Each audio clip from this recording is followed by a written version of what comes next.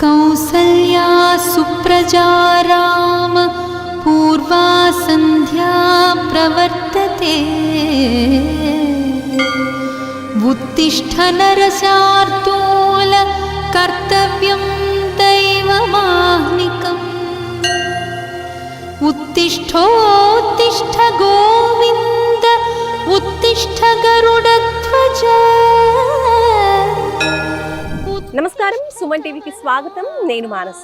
ఈరోజు మనము హైదరాబాద్ నుంచి 212 కిలోమీటర్ల దూరంలో ఉన్నటువంటి వేదాద్రి నరసింహస్వామి క్షేత్రానికి వచ్చేసాము. ఇది ఎగ్జాక్ట్గా ఆంధ్రప్రదేశ్లో కొలువై ఉంది. యోగపీఠే సమాసీనం జానూనస్తకరం ధ్వజం శంఖచక్రధరం దేవం యోగానందము పాస్మహే. మరి ఈ ఆలయం యొక్క విశిష్టత గురించి, ఇది అతి పురాతనమైనటువంటి ఆలయం. కృష్ణా నది ఒడ్డున ఉన్నటువంటి ఈ పవిత్రమైన పంచనారసింహ క్షేత్రం యొక్క విశిష్టత గురించి ఈరోజు మనం తెలుసుకునే ప్రయత్నం చేద్దాం. పదండి.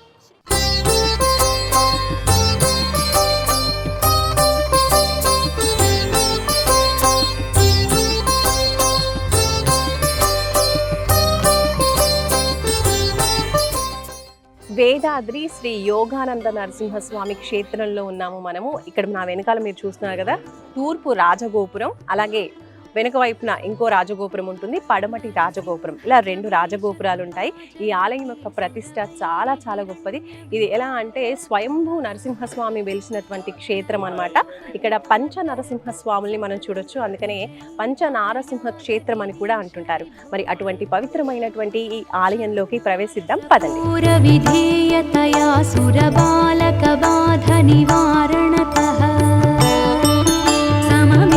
विदारितवानसुरं विजयी भव यादगिरीश विभो नरकेसरि रूप निरूपणत सुरशेखर रूप. ఇందాక మనము తూర్పు రాజగోపురం చూసాము, ఇప్పుడు ఇది పశ్చిమ రాజగోపురం అండి. అలాగే ఆలయంలో కూడా మనకి నరసింహస్వామి పశ్చిమ ముఖానే ఉంటారనమాట, అంటే ఇటువైపు ఫేసింగ్ గానే ఉంటారు. అండ్ అలాగే ఇప్పుడు రాజగోపురం చూస్తున్నారు కదా, రాజగోపురానికి ఎదురుగా మనం ఇలా స్టెప్స్ దిగేసి వెళ్తే గనక మనకి ఇదంతా కూడా చూడొచ్చు. చక్కగా కృష్ణా నది పారుతూ ఉంది. కృష్ణా నది ఒడ్డునే మనకి వేదాద్రి నరసింహస్వామి ఆలయం కొలువై ఉంది. అక్కడ మీరు చూస్తున్నారు కదండి, నామాలతో కనిపిస్తున్నటువంటి పెద్ద కొండ, అదే సాలగ్రామం. బ్రహ్మచే ప్రతిష్ఠింపబడినటువంటి సాలగ్రామం అన్నమాట. అది కూడా నరసింహస్వామి అని నమ్ముతూ ఉంటారు, కొలుస్తూ ఉంటారు. ఇంకా వ్యూ అంతా కూడా మీరు చూడొచ్చు, కృష్ణా నది కనిపిస్తూ ఉందో, చాలా బ్యూటిఫుల్ వ్యూ పాయింట్ అని కూడా చెప్పొచ్చు. యాత్రికులు చక్కగా దేవుణ్ణి దర్శించుకొని ఇక్కడ ఆహ్లాదకరంగా తమ సమయాన్ని ఇక్కడ స్పెండ్ చేస్తూ ఉంటారు. అయితే ఇక్కడ స్నానం చేసిన తర్వాత కూడా వచ్చేసి ఆలయంలో స్వామిని దర్శించుకుంటూ ఉంటారు. పంచ నరసింహ క్షేత్రాలు ఉన్నాయి ఇక్కడ. అందులో ముఖ్యంగా మనం ఇప్పుడు లోపలికి వెళ్ళి చూద్దాము నరసింహస్వామిని. పదండి.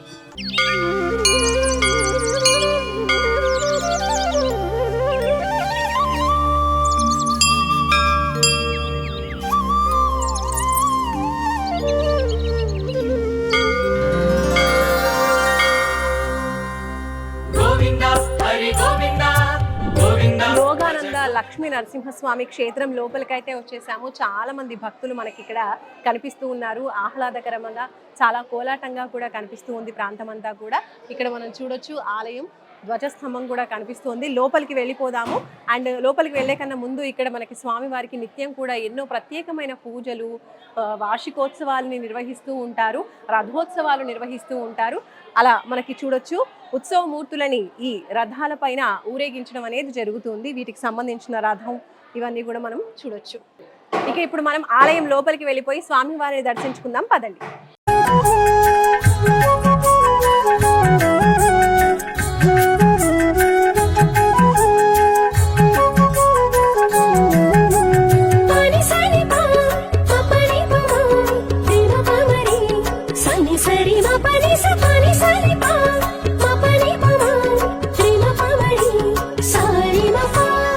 ఇక్కడ స్వామి గరుత్మంతుడు కొలువై ఉన్నారు. స్వామికి ఎదురుగా నమో గరుత్మంతాయ నమః. అహోబిలము శాంతికి నిలయం అభయమిచ్చే శ్రీ నరసింహ శరణం. ఇక్కడ మనకి స్వామివారు కొండపైన జ్వాల నరసింహస్వామిగా మొదట కొలువయ్యారు. అయితే ఇక్కడ అంటే కొండపైన ప్రతి ఒక్కరూ దర్శించుకోవడానికి వీలు లేదు, పూర్తి కొండ చివరన స్వామి మనకి కొలువై ఉన్నారు. కాబట్టి జ్వాలసాల గ్రామ వీర యోగానంద లక్ష్మీ నరసింహస్వామిగా మనకి నరసింహస్వామి పంచరూపాల్లో ఈ ఆలయంలో మనకి దర్శనమిస్తున్నారు. అంటే ఈ పంచ నరసింహులకి కూడా నిత్యం ఇక్కడే ఈ ఆలయంలోనే నిత్య అభిషేకాలు, అర్చనలు, అలాగే కైంకర్యాలు, ప్రసాదాల నివేదన కూడా ఇక్కడే జరుగుతుంది. మనం ఒకసారి దర్శించుకుందాం. రాక్షసులను చంపే వేళ అగ్ని నీవే ఉగ్ర నరసింహ, చల్లని చూపుల దీవెనలిచ్చే శాంతమూర్తివి యోగ నరసింహ. భయము బాధలు పీడలు బాపగ సాటి ఎవ్వరు శ్రీ నరసింహ. ఏడు లోకములేలే స్వామి ఎదురులేని మా నరసింహ. దండమయ్యా శ్రీ నరసింహ, అండదండవు మా నరసింహ. కొండకోన కొలువైనయ్యా నిండు మనసుతో శ్రీ నరసింహ.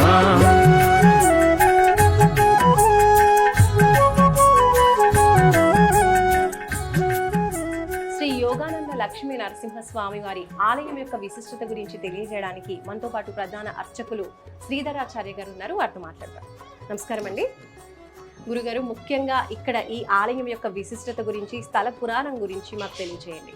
ఇది పంచనారసింహ క్షేత్రం. వేదాద్రి, వేదాలే పర్వత రూపంలో ఉంటే స్వామివారు జ్వాలా రూపంలో స్వయంభూగా వెలిశారు కాబట్టి వేదాద్రి అని పేరు వచ్చింది.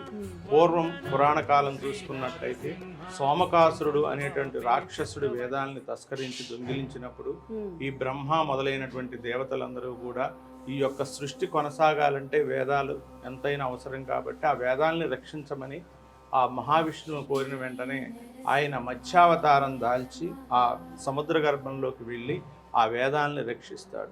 ఆ వేదాలను రక్షించేటప్పుడు ఆ వేదాలన్నీ కూడా తన శిరస్సును దాల్చి పైకి రావటం పురాణంలో జరిగినటువంటి విషయం.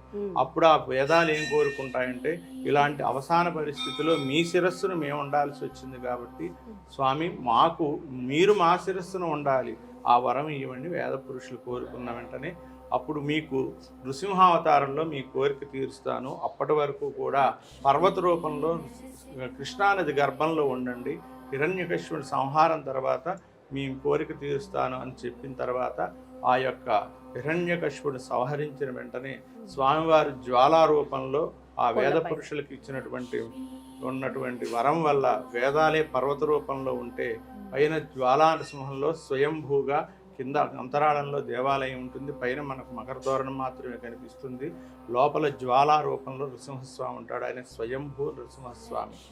అది జ్వాలా నరసింహస్వామి మొదటిది. రెండవది ఇక్కడ సాలగ్రామ నరసింహస్వామి ఉంటుంది. మనం విశేషంగా దేవాలయంలో ప్రతి చోట కూడా సాలగ్రామాలు ఉంటాయి. కానీ ఈ వేదాద్రిలో అంటే కృష్ణానది తీరంలో, కృష్ణానదిలోనే ఆయన ఎప్పుడు కూడా స్నపన జరుగుతుంది. బ్రహ్మ ప్రతిష్ఠ ఆయనకి, స్వామివారికి లోపల నోరు, నాలుక, కరాళం మొత్తం ఉంటాయి ఆయనకి లోపల గర్భంలో. ఇది బ్రహ్మ ప్రతిష్ఠ. ఆ స్వామివారిని సేవించి బ్రహ్మ ఇక్కడ సాలగ్రామ నరసింహస్వామిని ప్రతిష్ఠ చేశాడు. ఇది బ్రహ్మ ప్రతిష్ఠ. రెండవది సాలగ్రామ నరసింహస్వామి. మూడవది ఇక్కడి నుంచి 3 కిలోమీటర్ల దూరంలో గరుడాచలం ఉంది. స్వామి బిలంలో ఉంటాడు. గరత్మంతుడు ఈ యొక్క నృసింహస్వామి హిరణ్యకశిపుని చీల్చిన తర్వాత ఆయన వెతుక్కుంటూ తన వాహనమైనటువంటి గరత్మంతుడు ఈ స్వామివారి దగ్గరికి వచ్చి ప్రార్థన చేస్తాడట. అప్పుడు ఆయనకి గరత్మంతుడికి వీర నృసింహస్వామి రూపంలో ఆయనకు దర్శనమిస్తాడు. ఇక్కడ గరుడాచలం 3 కిలోమీటర్ల దూరంలో నాలుక నోరు లాగా స్వామి రేఖాచిత్రంగా స్వయంభూగా బిలంలో వెలిశాడు. ఆయన వీర నరసింహస్వామి. ప్రధానమైనటువంటి మీరు చూస్తున్నటువంటి ప్రధాన దేవాలయం యోగానంద నరసింహస్వామి. ఈయన ఋష్యశృంగ మహాముని ప్రతిష్ఠది. ఆ ఋష్యశృంగుడు పుత్రకామేష్టి యోగం కంటే ముందు త్రేతాయుగంలో ఇక్కడ స్వామివారి కృష్ణానది పడమర ముఖంలో కూర్చొని ఆయన కొన్ని 100 సంవత్సరాలు తపస్సు చేశాట. ఇక్కడ ఋష్యశృంగ మహాముని చేసి ఆయన పుత్రకామేష్టి వెళ్తూ ఏ విధంగా అయితే ఆయన యోగ పట్టణంలో కూర్చొని ఈ కృష్ణానది తీరాన తపస్సు చేసుకున్నాడో అదే స్థలంలో అదే రూపంలో యోగానంద నరసింహస్వామిని ప్రతిష్ఠ చేశాడు. అలాగే పీఠానికి మరి కళ్యాణం చేసుకోవడానికి ఉండాలని ఉత్తమైనటువంటి మహర్షులు, మానవులు ఆ యొక్క లక్ష్మీ నరసింహస్వామిని కూడా ప్రతిష్ఠ చేశారు. అందుకనే ఇక్కడ యోగానంద నరసింహస్వామి, లక్ష్మీ నరసింహస్వామి ఇద్దరు ఉంటారు. ఇక్కడ ప్రతి స్వామికి కూడా ఇక్కడే ఆరాధన జరుగుతుంది. ఇది ప్రధాన దేవాలయం. ఇది పంచనారసింహ క్షేత్రం. ఈ పంచనారసింహ క్షేత్రాలంటే పంచభూతాలకు ప్రతీక. మీరు చూసుకున్నట్టయితే జ్వాలానరసింహ స్వామి అగ్నికి ప్రతీక, రెండవది శాలగ్రామ స్వామి ఆయన నీటిలో ఉంటాడు కాబట్టి నీటికి ప్రతీక. అలాగే గరుడాచలంలో వీరనరసింహస్వామి ఉంటాడు, ఆయన భూమిలో ఉంటాడు కాబట్టి భూమికి ప్రతీక. పోతే యోగానంద నరసింహస్వామి ఈయన విశ్వాస వాయువు చేస్తుంటాడు కానీ వాయువుకు ప్రతిష్ట. అలాగే లక్ష్మీ నరసింహస్వామి ఉంటాడు, ఇందుగలడు అందులేడు సందేహముల చక్రి ఎందుందుని వెతికిన ఆకాశంలో విహరిస్తుంటాడు కాబట్టి ఆయన ఆకాశానికి ప్రతీక. ఈ విధంగా పంచభూతాలకి పంచనారసింహ క్షేత్రం ప్రతీకలు. ఇక్కడ ప్రతి వైశాఖ చతుర్దశి నాడు కూడా బ్రహ్మోత్సవాలు జరుగుతాయి. ఇక్కడ అన్నమయ్య గారు వచ్చినట్టు ఆయన కూడా కీర్తనలు ఉన్నాయి. కాశీఖండంలో శ్రీనాథుడు ప్రత్యేకంగా ఈ స్వామి గారి గురించి ఆయన శ్లోకాలు రాశాడు. ఈ విధంగా నారాయణ తీర్థుల వారు ఇక్కడే ఆయనకి కులదైవం, ఆయనకి ఇక్కడ ఆయన కీర్తనలు ఉంటాయి. ఇది చాలా పురాతనమైన క్షేత్రం. అందరూ మహానుభావులు ఇక్కడ వచ్చి ఉండేవాళ్ళు, తపస్సు చేసుకునేవాళ్ళు. ఇక్కడ ఏంటంటే ముఖ్యంగా జపం చేస్తే మనం ఇంటి దగ్గర ఒక 1000 సార్లు జపం చేసినట్టయితే 1000 సార్లే ఫలితం. అదే కనుక ఒక 1000 సార్లు మనం జపం చేసేటప్పుడు ఒక కొండ ఉన్నట్టయితే ఇంకొక 10,000 రెట్లు ఎక్కువ. ఆ కొండ మీద కనుక విష్ణాలయం ఉన్నట్టయితే ఇంకా 10,000 రెట్లు ఎక్కువ. అలాంటి కొండ ఉండి, అరణ్యం ఉండి, నది ఉండి ఇంకా వేల ఫలితాలు ఉంటాయి. కాబట్టి పూర్వం నుంచి కూడా ఇక్కడ అనుష్ఠానమైనటువంటి క్షేత్రం. సంతానం కానీ ఆరోగ్యం కానీ చాలా సివియర్గా మరి వచ్చినటువంటి జబ్బులు ఉంటాయి కదా, మీరు చూసినట్టయితే ఇప్పుడే 15 రోజులైంది అమ్మాయి వచ్చినప్పుడు హిస్టీరియా లాగా చేతిలో పట్టుకుంటే ఉండాల. ఒకటే చెప్పేవాళ్ళు, మీరు 10 రోజులు ఓపికగా ఉండండి మీకు తగ్గుతుంది అన్నట్టు. తగ్గింది అమ్మాయికి. అలా వేల మంది మా యొక్క అనుభవంలోనే 100,000 మంది అలా తగ్గి చాలా జబ్బును పడి ఇక్కడ స్వామివారికి తొందరగా వాళ్ళ గ్రహ బాధలు ఏదైతే ప్రయోగాలు ఇవన్నీ ఉంటాయో అలాంటి ధూళి గాలి కూడా ఈ స్వామివారి యొక్క తీర్థం 3 సార్లు తీసుకొని రోజు 108 ప్రదక్షిణాలు చేసి ఇక్కడ నిద్ర చేస్తే ఇక్కడ ఫలితం ఉంటుంది. అలా కొనసాగుతుంది ఎప్పటి నుంచో. అలా ఈ ఖడ్గం గురించి చెప్పాలంటే గుంటూరుకి చెందినటువంటి 150 సంవత్సరాల క్రితం ఒక గుంటూరుకి చెందినటువంటి ఒక భక్తుడు, అతని కడుపులో ఒక పెద్ద గడ్డ, కొన్ని కేజీల గడ్డ అది. ఆ గడ్డ ఆయన చనిపోవడానికి తయారయ్యాడు. ఇక్కడ భక్తుడు ఆయన. అయితే అప్పట్లో ఢిల్లీలో ఉందట అది స్కానింగ్, ఇప్పుడు లేదు. ఆ స్కాన్ తీస్తే ఇతను బతకడు, తీసుకెళ్ళండి, ఇక్కడ చేసేది ఏం లేదంటే ఇక చచ్చిపోతే ఇక్కడ చనిపోదాం అని చెప్పి స్వామివారి దగ్గర పడుకుంటే ఒక అర్ధరాత్రిలో పెద్ద ఇలాంటి కత్తి తీసుకొని స్వామివారు కోసినట్టుగా ఆపరేషన్ చేసినట్టుగా ఆయనకు కల వచ్చిందట. వస్తే మళ్ళీ తన ఢిల్లీ తీసుకెళ్తే గడ్డ ఏం లేదు, మరి ఏమైందో తెలియదు, మిరాకిల్గా ఉంది, మరి నువ్వు ఏం జరిగిందో తెలియదు, అతను బతికాడు. తర్వాత ఆయన ఈ స్వామివారికి ఏదైతే కత్తితో చేశాడో ఆ కత్తి స్వామివారికి చేయించాడు. అప్పటి నుంచి ఇప్పటి వరకు కూడా వీళ్ళకి ఎవరికైనా ఆరోగ్యం బాగాలేకపోతే ఆరోగ్యం కొరకు ఈ ఖడ్గం స్పర్శ చేస్తే వాళ్ళకి ఆరోగ్యం కలుగుతుందని చెప్పి తమిళనాడులో వార్తల్లో అటు రాయటం వల్ల తమిళనాడు వాళ్ళు ఎక్కువ ఈ మధ్య కాలంలో ఎక్కువగా ఈ స్పర్శని పొందుతున్నారు. ఇది ఖడ్గం యొక్క చరిత్ర. పవిత్రోత్సవాలు ఆషాఢ ఏకాదశ పౌర్ణానికి పవిత్రోత్సవాలు జరుగుతుంటాయి. ప్రతిరోజు కూడా త్రికాల అర్చన జరుగుతుంది, నిత్య హోమం జరుగుతుంది, గరుడ సేవలు ఉంటాయి. ఇక్కడ ప్రతి శుక్ర శని ఆదివారాలు కూడా గరుడ సేవలు ఉంటాయి. ఇక్కడ విశేషంగా భక్తులు గుంటూరు జిల్లా అనే రాష్ట్రాల నుంచి ఇక్కడ భక్తులు వస్తూ ఉంటారు. అర్చకులు గారు, ఇక్కడ ప్రధానంగా జరిగేటువంటి నిత్య పూజా కైంకర్యాల గురించి వివరించండి. ఇక్కడ ఉదయంనే స్వామివారికి త్రికాలార్చన ఉంటుంది, 3 పూటల అర్చన ఉంటుంది స్వామి గారికి. అలాగే స్వామివారికి నిత్య హోమం ఉంటుంది. అలాగే 11 గంటలకి ప్రతిరోజు కూడా తులసి సహస్రనామార్చన ఉంటుంది. అలాగే మళ్ళీ సాయంత్రం రాత్రి అమ్మవారికి కుంకుమ సహస్రనామార్చన ఉంటుంది. ఈ విధంగా త్రికాలార్చన, నిత్యహోమం, సహస్రనామార్చనలు, నక్షత్రహారతి మొదలైనటువంటి ఉంటాయి. విశేష పూజలు జరుగుతుంటాయి. ఈ ఆలయం ఎంతో పురాతనమైన ఆలయం అంటున్నారు. అసలు ఎప్పుడు ఈ ఆలయాన్ని ప్రతిష్ఠించారు?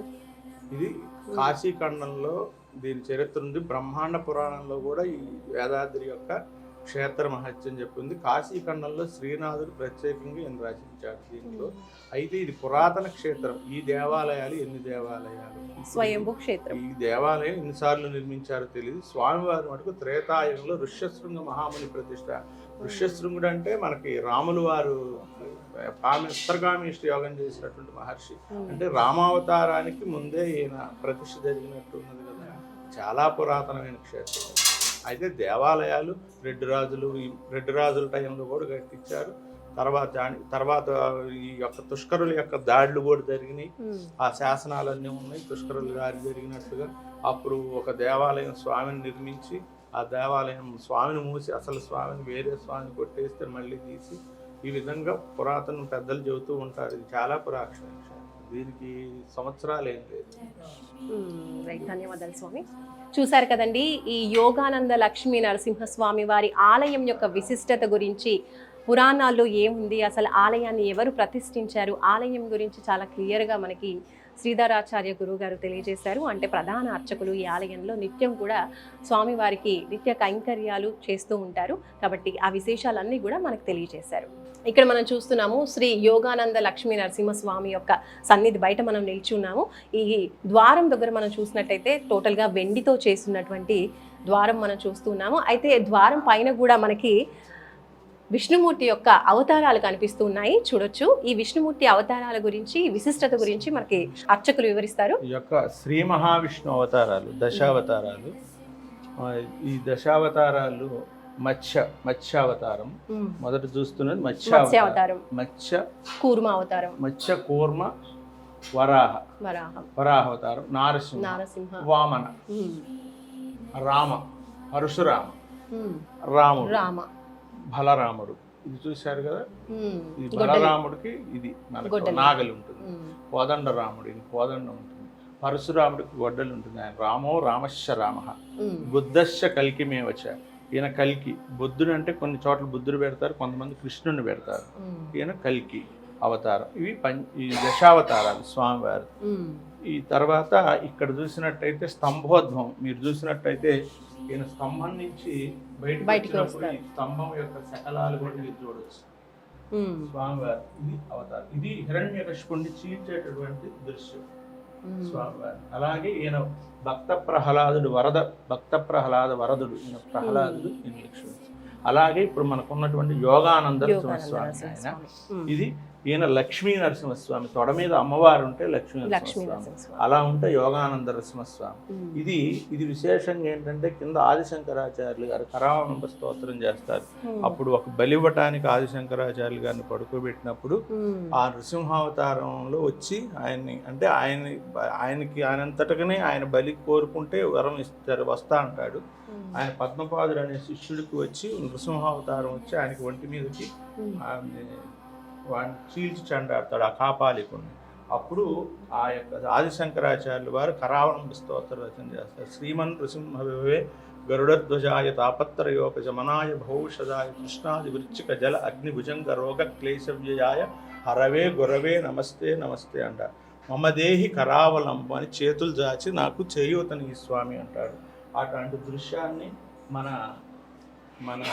ధర్మకర్తలు ఎవరైతే ఉన్నారో వారు వెలగపూడి ఇందిరాదత్ గారు వారి యొక్క ఆధ్వర్యంలో ఇవన్నీ చేయించడం జరిగింది. ఆ దృశ్యం మటుకు చాలా విశేషమైనటువంటి దృశ్యం. ధన్యవాదాలు. అలాగే అమ్మవార్లకు కూడా చేయించారు, చెంచులక్ష్మి, గజలక్ష్మి. ఇక్కడ శ్రీ యోగానంద లక్ష్మీ నరసింహస్వామి ఆలయంలోనే మనం ఇంకా అమ్మవారి ఆలయాన్ని కూడా చూడొచ్చు. ఇక్కడ నరసింహస్వామి మనకి శ్రీదేవి భూదేవి సమేతుడై వెలిశారనమాట. దానికి ప్రతీకగానే ఇక్కడ మనకి చెంచులక్ష్మి అమ్మవారి ఆలయం ఇటువైపున కనిపిస్తుంది, అలాగే అటువైపున శ్రీ రాజ్యలక్ష్మి అమ్మవారి ఆలయం కూడా కనిపిస్తుంది. ఈ ఇద్దరి అమ్మవార్లకి కూడా విశేషంగా పూజాది కైంకర్యాలు ప్రతినిత్యం ఇక్కడ నిర్వహిస్తూ ఉంటారు. సో ఆలయం లోపల మనం చూసాము, ఇంకా బయట కూడా చాలా కోలాహలంగా భక్తులు మనకు కనిపిస్తూ ఉన్నారు. ప్రతి ఆలయానికి కూడా క్షేత్ర పాలకులు అంటూ ఉంటారు. మరి ఈ క్షేత్రానికి సంబంధించి ప్రత్యేకించి శ్రీ విశ్వేశ్వర స్వామి ఆలయం మనకు కనిపిస్తుంది అటువైపున. ఇదే ఆలయం అన్నమాట. ఋష్యశృంగ మహర్షి ఎవరైతే ఈ ఆలయంలో స్వామివారిని ప్రతిష్ఠించారో ఆ మహర్షియే ఇక్కడ క్షేత్ర పాలకులుగా ఇక్కడ ఈశ్వరుణ్ణి ఏర్పాటు చేయడం, అంటే స్థాపించడం జరిగింది. మరి ఆ ఆలయాన్ని కూడా చూద్దాం పదండి ఇటువైపుగా.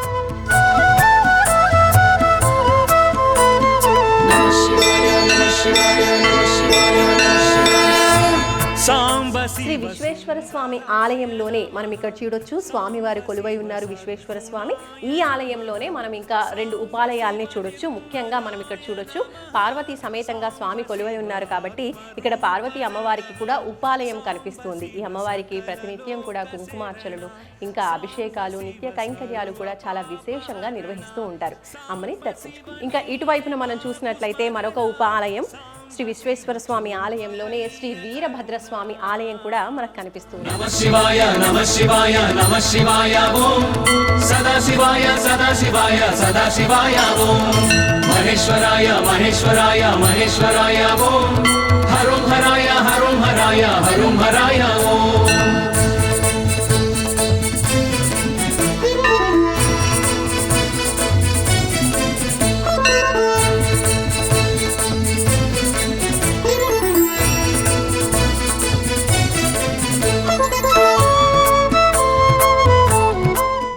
అయితే ఈ ఆలయం యొక్క టైమింగ్ గురించి అలాగే ఇంకా ఆలయం యొక్క విశిష్టత గురించి మనకి ఈవో సురేష్ బాబు గారి మాటల్లో తెలుసుకుందాం. సురేష్ బాబు గారు నమస్కారం అండి. నమస్తే అండి. సురేష్ బాబు గారు, ఎంతో పవిత్రమైనటువంటి ఈ ఆలయానికి నిత్యం చాలా మంది భక్తులు వస్తూ ఉంటారు. అటు తెలంగాణ నుంచి ఆంధ్రప్రదేశ్ నుంచి కూడా ఎంతో మంది భక్తులు ఆలయానికి వస్తూ ఉంటారు కాబట్టి ముందుగా ఈ ఆలయం యొక్క టైమింగ్ గురించి మాకు తెలియజేయండి. జై శ్రీ యోగానంద లక్ష్మీ స్వామి. ఈ శ్రీ ఆ యోగానంద లక్ష్మీ స్వామి దేవస్థానం వేదాద్రి గ్రామం జగ్గేపేట మండలం ఎన్టీఆర్ డిస్టిక్లో ఉందండి. ఇది ఈ దేవస్థానం ఉదయం 6:30కి భక్తులకు దర్శనం ఇస్తామండి. 6:30 నుంచి 7:30 వరకు దర్శనం ఇస్తాము. 7:30కి నైవేద్యానికి మళ్ళీ ఆపి 8:30 తీస్తామండి. 8:30 నుంచి 1 గంట వరకు మళ్ళీ భక్తులకి దర్శనం ఇస్తాము. ఇందులోనే మళ్ళీ శక్తి పూజలని కార్యక్రమాలు కూడా జరుగుతాయండి. 1 గంటకి మళ్ళీ స్వామివారికి నైవేద్యం పెట్టి స్వామివారి ఆలయం క్లోజ్ చేస్తడం జరుగుతుంది. అలాగే మళ్ళీ 3 గంటలకు తీస్తారు. 3 గంటల నుంచి రాత్రి 8:30 వరకు కూడా వచ్చే భక్తులందరికీ కూడా ఇబ్బంది లేకుండా వాళ్ళకి క్యూ లైన్ మెయింటెనెన్స్ కానీ ఇవన్నీ చేస్తారు. వాటర్ మెయింటెనెన్స్ ఇవన్నీ కూడా చేస్తాం. వచ్చిన భక్తులందరికీ తీర్థ ప్రసాదాలు అన్నీ కూడా దేవాదాయ ధర్మదాయ శాఖను ఏర్పాటు చేస్తుంది. అలాగే మేము వచ్చేప్పుడు కూడా చూసాము నిత్యాన్నదాన సత్రమే మాకు కనిపించింది. సో ఆ విశిష్టత గురించి తెలియజేయండి. ఈ దేవస్థానంలో నిత్య అన్నదానం ఉందండి. నిత్య అన్నదానం సత్రం కాదు, నిత్య అన్నదానం పథకం ఉందన్నమాట అండి. మనం వచ్చే రోజు వచ్చే భక్తులను బట్టి మామూలు రోజుల్లో 100 మంది దాకా ఏర్పాటు చేస్తాము. విశిష్టమైన రోజుల్లో వచ్చే భక్తులందరికీ కూడా ఇబ్బంది లేకుండా అన్నదానం ఉంటుందండి. అలాగే ఈ పర్వదినాల్లో మాకు అన్నదానానికి వచ్చే డోనర్స్ నుంచి కూడా మేము డొనేషన్స్ తీసుకుంటాం. మా ఈ దేవస్థానానికి ముఖ్యంగా ఏంటంటే డొనేషన్ ఇచ్చే వాళ్ళకి ATG కూడా ఉందండి. మాకు ఓకే ATG కూడా ఉంది కాబట్టి వాళ్ళకి ట్యాక్స్ ఎగ్జంప్షన్ అయి ఉంటాయి కాబట్టి కొంతమంది మాకు డొనేషన్స్ ఇచ్చేవాళ్ళు కూడా ఉంటారు. ఈ బ్రహ్మోత్సవాలు ఇలాంటి సందర్భంలో మాకు వంశవాద ధర్మకర్త గారైన వెలపూడి ఇంద్రరత్నం గారు ఒక ఉదయం నుంచి సాయంకాలం వరకు వచ్చే వాళ్ళందరికీ భోజనాలు కానీ అవన్నీ కూడా వాళ్ళు కూడా ఏర్పాటు చేస్తారు. అలాగే ఈ దేవస్థానానికి వాళ్ళు ఫౌండర్స్ కాబట్టి వంశవాద ధర్మకర్తలు కాబట్టి దీనికి కావాల్సిన ఏర్పాట్లు ఏమైనా ఉంటే వాళ్ళు కూడా మాకు ప్రతిదీ కూడా అందజేస్తడం జరుగుతుంది. ఎన్నింటిలో కూడా మేము దేవాదాయ ధర్మదాయ శాఖ తరఫున మేమంతా కూడా ఒక పద్ధతిలో సక్రమంగా చేస్తూ విశేషం జరుగుతుంది. అలాగే స్వామి వారికి విశేషంగా కళ్యాణోత్సవం కూడా ప్రతి సంవత్సరం నిర్వహిస్తూ ఉంటారని ఆచార్యులు వారు తెలియజేశారు. కాబట్టి ఆ నిత్యం జరిగేటువంటి కళ్యాణోత్సవానికి దాదాపు ఎంతమంది భక్తులు వస్తూ ఉంటారు, అప్పుడు ఎటువంటి కార్యక్రమాలు నిర్వహిస్తూ ఉంటారు? కళ్యాణోత్సవాలు మొత్తం ఈ నెల 7వ తారీఖు నుంచి 14వ తారీఖు వరకు జరుగుతున్నాయండి మనకి. అయితే ముఖ్యంగా మనకి 11వ తేదీన కళ్యాణం జరుగుతుంది. స్వామివారికి ఇక్కడే కళ్యాణం చేస్తాము. ఈ కళ్యాణం ఇక్కడ భక్తులందరికీ సరిపోదు కాబట్టి లోపల కూర్చున్న భక్తుల వరకు కళ్యాణం పెడతాం. బయటకు ఉన్న వాళ్ళకి కూడా LEDలు పెట్టి వాళ్ళు కూడా కళ్యాణం చూడడానికి ఏర్పాటు చేస్తాం జరుగుతుందండి. అలాగే వచ్చే సుమారు మేము 15 నుంచి ఒక 20,000 మంది దాకా కళ్యాణానికి వస్తారు. వాళ్ళందరూ కూడా దేవాదాయ ధర్మదాయ శాఖ తరఫున ఏర్పాట్లన్నీ కూడా చేసుకోవడం జరుగుతుంది. థ్యాంక్ యూ సురేష్ బాబు గారు. సో ఆలయం టైమింగ్ గురించి అలాగే నిర్వహణ ఏ విధంగా జరుగుతుంది ఎండోమెంట్ తరఫున చాలా చక్కగా నిర్వహణ చేస్తూ ఉన్నారు. ధన్యవాదాలు.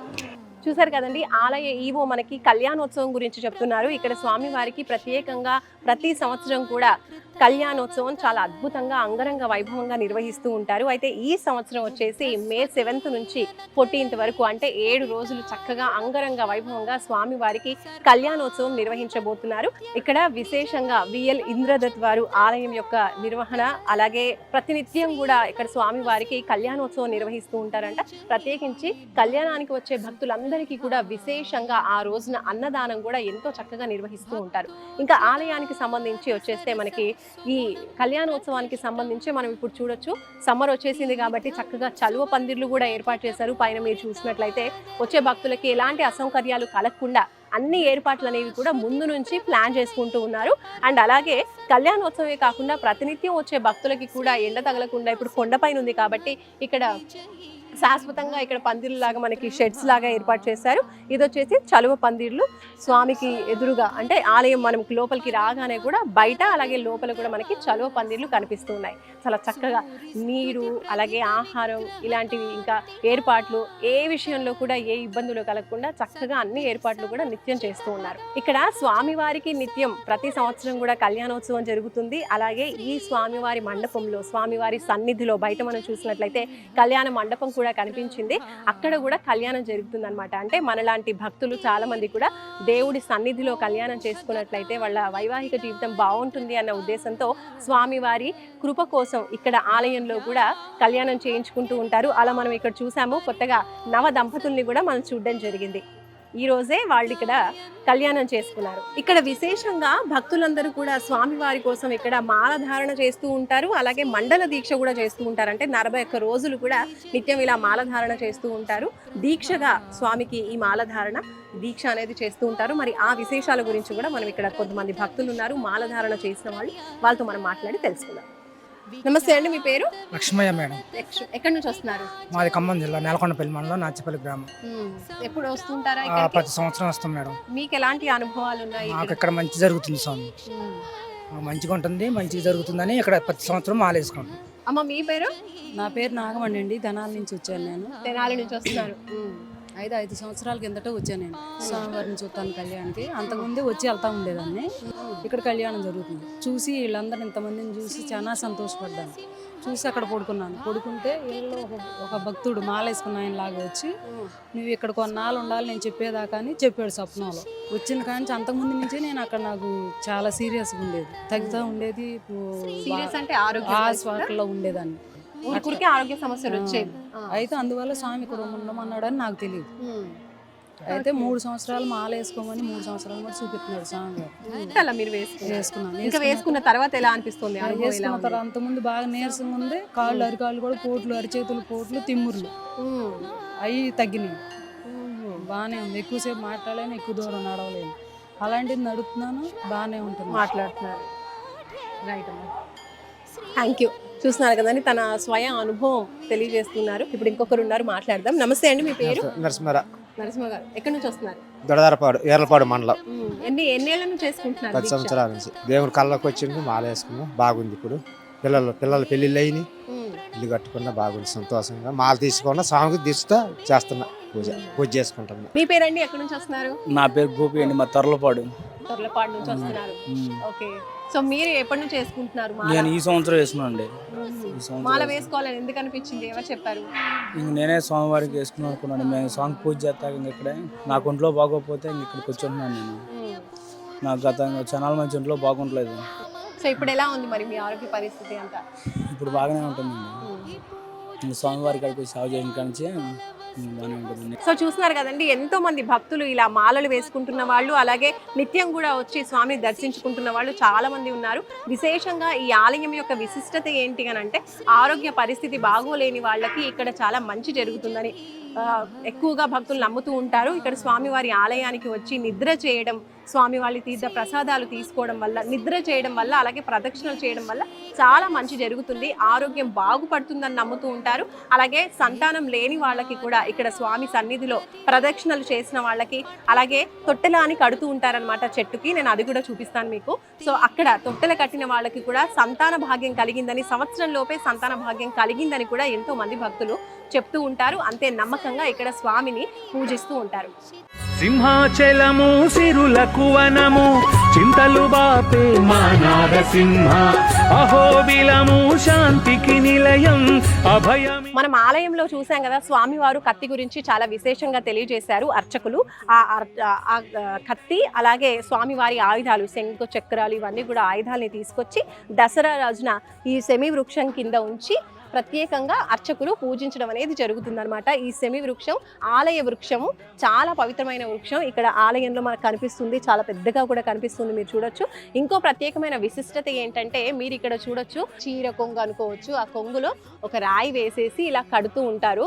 ఇది ఎందుకు కడుతూ ఉంటారంటే ఇందాక నేను మీకు చెప్పాను కదా, సంతానం లేని వాళ్ళు ఇక్కడ స్వామి వారికి మొక్కుకొని సంతానం కలగాలని కోరుకొని ఇలా చిన్నగా తొట్టెల కట్టడం, ఊయల కట్టడం అనేది జరుగుతుంది. ఇక్కడ మీరు చూడొచ్చు, ఇక్కడ చూడండి రాయి. ఈ ఆలయంలో ప్రతి రాయిని కూడా స్వామి వారిగానే భావిస్తూ ఉంటారు, ఎంతో పవిత్రంగా భావిస్తూ ఉంటారు. ఆలయంలోని రాయిని తీసుకొని ఇక్కడ వాళ్ళ కొంగు చివరన ఇలా అంటే చాకుతో కానీ కత్తెరతో కానీ కాకుండా చేతితో మాత్రమే ఇలా చించేసి కొంగుని మాత్రం మహిళలు ఇలా చించేసి కొంగులో రాయిని తీసుకొని కట్టి ఇలా చెట్టుకి కడుతూ ఉంటారనమాట. ఇలా చేసి పూజించడం వల్ల వాళ్ళకి సంవత్సరంలోనే వాళ్ళు కోరుకున్న విధంగా సంతాన భాగ్యం కూడా కలుగుతుందని చాలా మంది నమ్ముతూ ఉంటారు. ఆ నమ్మకం కూడా నిజమైందని తెలియజేస్తుంది. ఎవరు శ్రీ నరసింహ ఏడు లోకములేలే స్వామి ఎదురులేని ఇక్కడ ప్రత్యేకించి ఒకటి జరుగుతుందండి, మీరు చూడండి. ఈ రాళ్ళని బలిహార యంత్రపు రాళ్ళు అంటుంటారంట. ఆలయంలో వెనక వైపున ఉంది, మీరు చూడొచ్చు. ఇక్కడ ఈవిడ మొక్కుకొని కోరిక ఏదైనా మొక్కుకొని అలా వేళ్ళు ఇలా పెడుతున్నారు. పెట్టినప్పుడు ఇలా జరుగుతుంది, చూసారా? అలా జరిగింది అని అంటే గనక వాళ్ళ కోరిక నెరవేరుతుంది అని అర్థం అంట. కాబట్టి నమ్మి భక్తులందరూ కూడా ఇది తమ కోరిన కోరిక నెరవేరుతుందా లేదా, తమ మనసులో ఉన్న కోరిక నెరవేరుతుందా లేదా అనేది ఇలా ఈ బలిహార యంత్రపు రాళ్ల దగ్గర పరీక్షించుకుంటూ ఉంటారనమాట. చూడొచ్చు తన చేతులు ఎట్లా మూవ్ అవుతున్నాయో క్లియర్గా కనిపిస్తూ ఉంది. అటువైపు అలా వెళ్ళి మళ్ళీ ఇలా వస్తూ ఉంటాయంట చేతులు. సో ఇది వాళ్ళ యొక్క భక్తుల యొక్క నమ్మకం అనమాట. మనకు కూడా కనిపిస్తుంది చూడండి క్లియర్గా. అలాగే అంటే అన్నం తిన్న తర్వాత కనుక చేస్తే కనుక అంటే ఫలితం అనేది కనిపించదు. ఆహారం తినకుండా చేస్తేనే కరెక్ట్గా ఫలితం తెలుస్తుంది అని కూడా ఇక్కడ కొంతమంది భక్తులు తెలియజేస్తున్నారు. ఇందాక అమ్మాయి మొక్కుకుంది కదా, మనం కూడా ఒకసారి స్వామిని మొక్కుకుందాం. ఇక్కడి వరకు వచ్చాం కాబట్టి మన కోరిక కూడా తీరుతుందా లేదా చూద్దాము. లక్ష్మీ నరసింహ వందనాలు శ్రీ నరసింహ. ప్రత్యేకించి ఇది పంచ నరసింహస్వామి క్షేత్రం, అంటే పంచరూపాల్లో నరసింహస్వామి మనకు కనిపిస్తూ ఉన్నారు, అక్కడ మనం చూసాము. అలాగే ఇంకా నవనారసింహ క్షేత్రాలు ఏవైతే ఉన్నాయో అహోబిలం ఇవన్నీ కూడా నవనారసింహ క్షేత్రాలలో కూడా ఒకటి ఈ క్షేత్రం అని చెప్పుకోవచ్చు. మరి ఇటువంటి పవిత్రమైన క్షేత్రంలో మనకి గోవులు దర్శనమిస్తూ ఉంటాయి కదా, ఆలయాలలో ప్రత్యేకించి గోవులను కూడా పూజిస్తూ ఉంటాం. గోమాతగా పూజిస్తున్నటువంటి మనకి సంప్రదాయం ఉంది. మరి ఇక్కడ మన వెనకాల మీరు చూడొచ్చు, గోశాల ఏర్పాటు చేశారు. ఇక్కడ ఏంటంటే గోవులని పూజిస్తూ ఉంటారు. ప్రత్యేకించి గోవుల నుంచి వచ్చినటువంటి పాలతో స్వామివారికి అభిషేకం ఇంకా ప్రసాదాలు ఇవన్నీ కూడా చేస్తూ ఉంటారనమాట. అందుకని ఇక్కడ ఇంకా అలాగే మనం ఇటువైపు చూసినట్లయితే కనుక కొండ, మనకి నరసింహస్వామి ఎప్పుడైనా కూడా కొండల్లో, కొండల మధ్యన, కొండ పైన మనకి స్వయంభుగా వెలుస్తూ ఉంటారనేది మనం చూస్తూ ఉన్నాము ఆలయాలలో. అలాగే ఇక్కడ కూడా అంతే అనమాట. పైన మనకి ఉగ్ర నారసింహుడుగా వెలిసారంట స్వయంభుగా. అది ఎక్కడ ఆ కొండ పైన అనమాట. సో మానవులు ఆ కాలంలో అక్కడికి స్వయంగా వెళ్ళి స్వామిని దర్శించుకునే అవకాశం కొంచెం కష్టంగా ఉండేది. కాబట్టి ఆ స్వామిని ప్రసన్నం చేసుకుని మళ్ళీ ఇక్కడ మనకి పంచ నరసింహులుగా ఇక్కడ స్థాపించడం, స్వామివారిని ప్రతిష్ఠించడం, పూజించడం అనేది జరుగుతుంది. సో అలా ఋష్యశృంగ మహర్షి అక్కడ స్వామివారిని జ్వాలా నరసింహుడుగా ఉన్నటువంటి స్వామివారిని ప్రసన్నం చేసుకుని ఇక్కడ మళ్ళీ ప్రతిష్ఠించడం జరిగిందనమాట. ఇంకా మనం ఇక్కడ చూసినట్లయితే ఆ కాలంలో కొండ చాలా అంటే చిన్నగా స్పేస్ కొంచెమే ఉండేసి జస్ట్ ఆలయంలోకి ఇట్లా ఉంగి పూజారి వెళ్ళి పూజాది కార్యక్రమాలు చేయడం అనేది జరిగేదంట. దాని తర్వాత కొంచెం డెవలప్మెంట్లో భాగంగా ఎండోమెంట్లో చేరిన తర్వాత అలాగే భక్తుల కోసం సౌకర్యార్థం కూడా కొండని చెక్కడం అనేది జరిగింది. మీరు ఇక్కడ చూడొచ్చు, ఇక్కడ కొండ అంతా కనిపిస్తూ ఉంటుంది. సో ఈ కొండ అంతా కూడా కొంచెం స్పేస్ని క్రియేట్ చేయడం కోసం కొండని చెక్కడం జరిగింది. దాని తర్వాత డెవలప్మెంట్లో భాగంగా కొంచెం విస్తరించారనమాట ఆలయాన్ని. ఎంతో పవిత్రమైనటువంటి ఆలయం ఇది. సో ఆ పైన మనము స్టెప్స్ ద్వారా కూడా పైకి చేరుకొని జ్వాలా నరసింహస్వామిని అక్కడ చూడొచ్చు.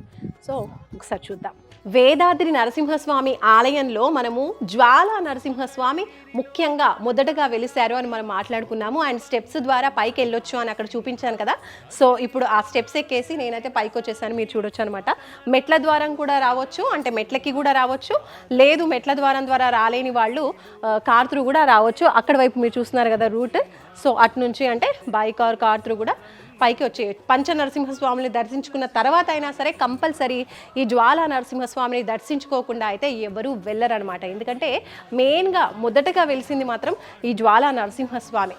కాబట్టి అక్కడికి వెళ్ళేసి మనం స్వామిని దర్శించుకుందాం పదండి. సో స్టెప్స్ త్రూ మనం పైకి వచ్చేసామన్నమాట. ఇక్కడ చూడొచ్చు ఇంకా మొదటగా జ్వాలా రూపంలో వెలిసినటువంటి జ్వాలా నరసింహస్వామి ఇక్కడే కొలువై ఉన్నారు. ఇక్కడ మనకి నరసింహస్వామి మనకి జ్వాలా తోరణం రూపంలో కనిపిస్తూ ఉన్నారు, చూడొచ్చు మనకు.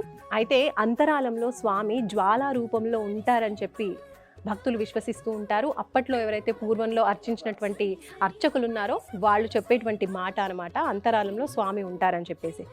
అండ్ అలాగే ఎవరైనా సరే ఇప్పుడు ఈ వేదాద్రి ఆలయానికి వచ్చారంటే తప్పకుండా ఈ ఆలయానికి రావడం అనేది, ఇక్కడ స్వామివారిని దర్శించుకోవడం అనేది జరుగుతూ ఉంటుంది. సో మనం కూడా స్వామిని దర్శించుకుందాం. ఇక్కడ ఈ ఆలయానికి క్షేత్ర పాలకులుగా దక్షిణామూర్తి ఉన్నారని చెప్తూ ఉంటారు. సో ఆ స్వామి శివరూపంలో ఇక్కడ మనకి లింగం రూపంలో కనిపిస్తున్నారు. సో దక్షిణామూర్తి ఈ ఆలయానికి క్షేత్ర పాలకులు. సో స్వామిని కూడా దండం పెట్టుకుందాం. ఇక్కడ జ్వాలా నరసింహస్వామిని దర్శించుకోవడానికి భక్తులే కాదండి, సప్త ఋషులు కూడా వస్తూ ఉంటారని నమ్ముతూ ఉంటారు. అయితే మనుషులు వచ్చినటువంటి దారిలో కాకుండా ఋషులు ఇక్కడ రహస్య గుహ ఉందని చెప్పి నమ్ముతూ ఉంటారు. ఆ గుహ నుంచి మనకి సప్త ఋషులు రావటం, స్వామివారిని అర్చించడం, అలాగే ఈ నరసింహస్వామి క్షేత్రాన్నే కాకుండా ఇంకా మనకి కనిపిస్తూ ఉంటాయి కదా నవనారసింహ క్షేత్రాలు, ఆ అన్ని నవనారసింహ క్షేత్రాలని కూడా ఈ సప్త ఋషులు దర్శించుకోవడం జరుగుతుంది అని కూడా భక్తులు విశ్వసిస్తూ ఉంటారు. అలాగే అర్చకులు కూడా చెప్తున్నటువంటి మాట. సో చూసారు కదండి, మొత్తానికి మనం హైదరాబాద్ నుంచి 212 కిలోమీటర్లు ప్రయాణించి ఈరోజు మనకి కృష్ణానదీ తీరంలో ఉన్నటువంటి ఆలయం నవనారసింహ క్షేత్రాల్లో ఒకటైనటువంటి పంచ నరసింహస్వామి క్షేత్రాన్ని మనం ఈరోజు దర్శించుకున్నాము. అదే వేదాద్రి లక్ష్మీ నరసింహస్వామి ఆలయం. ఈ ఆలయం మనం చూసాము, ఇక్కడ జ్వాలా నరసింహస్వామిని దర్శించుకున్నాము, అలాగే పంచ నరసింహస్వామి క్షేత్రాన్ని కూడా ముందుగా మనం దర్శించుకున్నాము. ప్రత్యేకించి ఈ ఆలయం వచ్చేసి స్వయంభుగా వెలిసినటువంటి ఆలయం అండి, అందుకని అంత విశిష్టత. అలాగే ఈ ఆలయంలో దర్శించుకున్న వాళ్ళకి కూడా ఆరోగ్యం విషయంలో కూడా అనారోగ్యంతో బాధపడుతున్న వాళ్ళకి మంచి ఆరోగ్యం మెరుగైంది అని కూడా చెప్తూ ఉంటారు. అలాగే సంతానం విషయంలో కూడా చాలా మందికి కూడా సంతాన భాగ్యం కలిగింది అని నమ్ముతూ ఉంటారు. ప్రత్యేకించి ప్రదక్షిణలు కూడా ఈ ఆలయంలో నిద్ర చేయడం, అలాగే ప్రదక్షిణలకి కూడా చాలా ప్రత్యేకమైన స్థానం ఉంది. ఆరోగ్యం బాగోలేని వాళ్ళు ఎవరైనా సరే, ఏ నక్షత్రం వాళ్ళైనా సరే 27 ప్రదక్షిణలు చేసి స్వామిని తమ ఆరోగ్యం బాగుండాలని, లేదంటే వాళ్ళ కోరిక ఏదైనా వినవించుకున్నా కూడా అది న్యాయమైనదైతే నెరవేరుతుందని, అలాగే 54 ప్రదక్షిణలు 108 ప్రదక్షిణలు కూడా చేస్తూ ఉంటారు ప్రత్యేకించి. సో మొత్తానికి ఇది వేదాద్రిలో వెలిసినటువంటి వేదాద్రి యోగానంద లక్ష్మీ నరసింహస్వామి ఆలయం యొక్క విశిష్టత. చూస్తూనే ఉండండి సుమన్ టీవీ. నమస్తే.